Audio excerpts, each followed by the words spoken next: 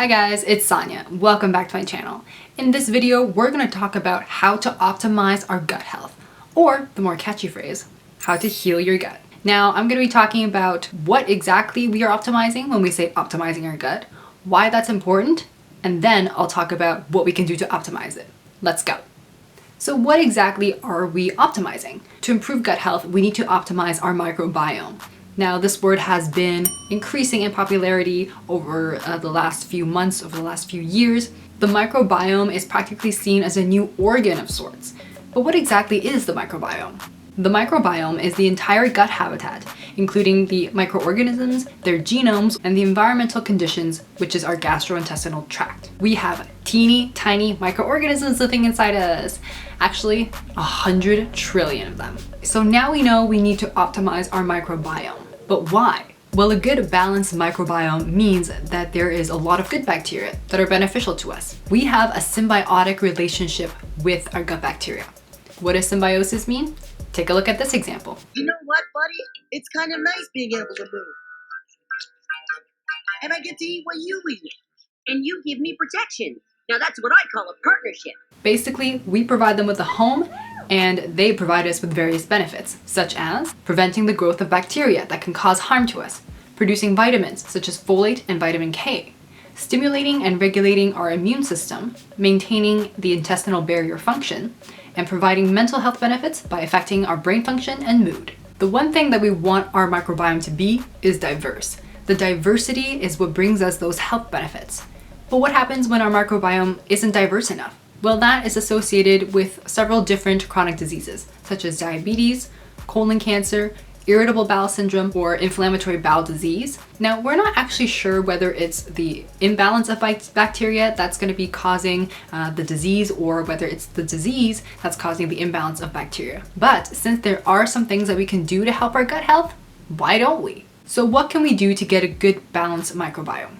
Well, many things can negatively or positively affect our microbiome. In no particular order, these can be sleep, genetics, what you were exposed to as a child, whether or not you were breastfed, hygiene, where you live, where you travel to, stress, medication, age, health conditions you might possess, and fortunately, one of the largest things that we can control, diet. And that brings me to step 1 to improving your microbiome, is to change it. You can do this by adding probiotics to your diet.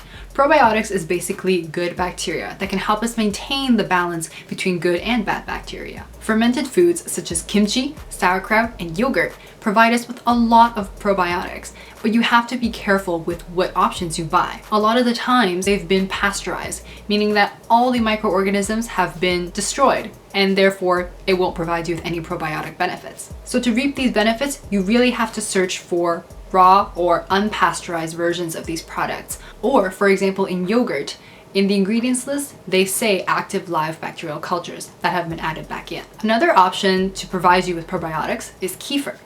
This is a kind of a milk drink fermented with the kefir grain.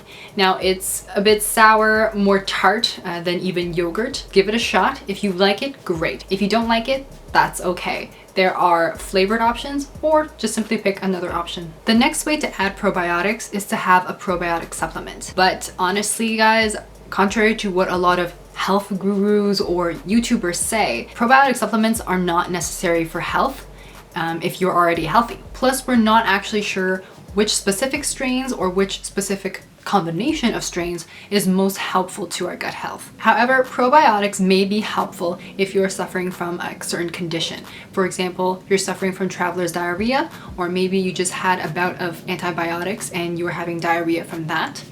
Or if you have IBS, which is irritable bowel syndrome, or inflammatory bowel disease.